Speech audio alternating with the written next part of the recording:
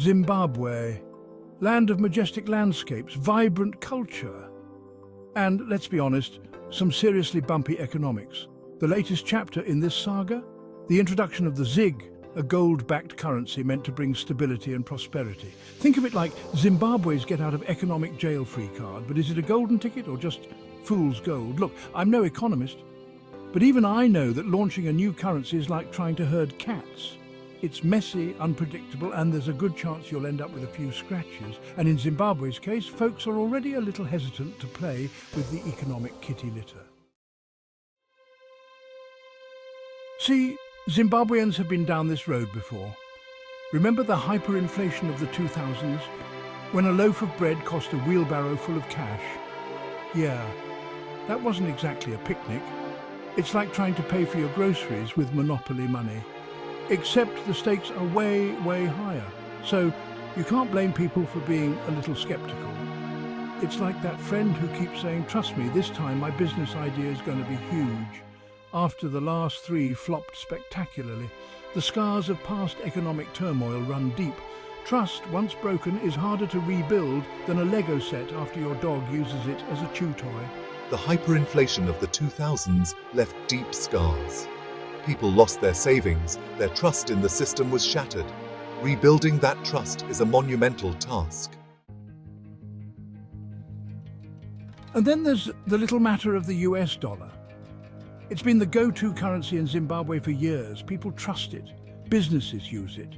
It's like that comfy old sweater you just can't bring yourself to throw away. Trying to replace it with the ZiG is like convincing your grandpa to trade in his trusty old pickup truck for a fancy new electric car. Sure, it might have all the bells and whistles, but it just doesn't feel the same. You know, the US dollar has been a lifeline. It's stable, it's reliable. Asking people to switch to the ZiG is like asking them to abandon a ship they've trusted for years. It's a tough sell. Speaking of businesses, let's talk about retailers. These are the folks on the front lines, the ones who actually have to handle the money. And right now, many of them are giving the ZiG the side eye. They're like, yeah, we'll believe it when we see it. Imagine you're a shopkeeper. You're used to dealing in US dollars, a currency you know is stable and accepted everywhere. Now, you're being asked to accept a new currency with an uncertain future. Would you be jumping for joy? Probably not. It's like asking a fish to climb a tree.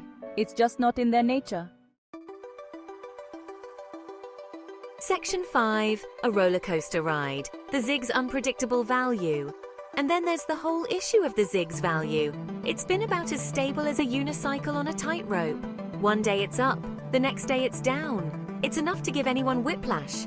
Imagine trying to budget for your groceries when you don't know how much your money will be worth from one day to the next. It's like playing a game of financial roulette. Section 6. Where's the gold? Doubts about Zimbabwe's reserves.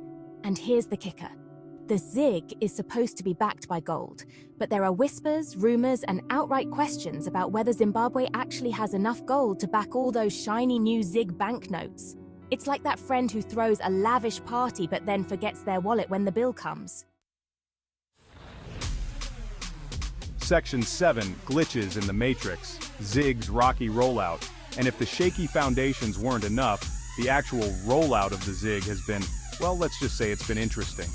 There have been shortages of banknotes, confusion about old notes still circulating, and just general logistical hiccups. It's like trying to change a tire while driving down a bumpy dirt road. Section 8. The final verdict, more questions than answers. So, will the ZiG succeed? Right now, it's looking about as likely as me winning an Olympic gold medal in synchronized swimming. Look, I'm all for giving credit where credit is due. But it's hard to ignore the elephant in the room, or in this case, the giant gold bar-shaped elephant. The ZiG faces an uphill battle.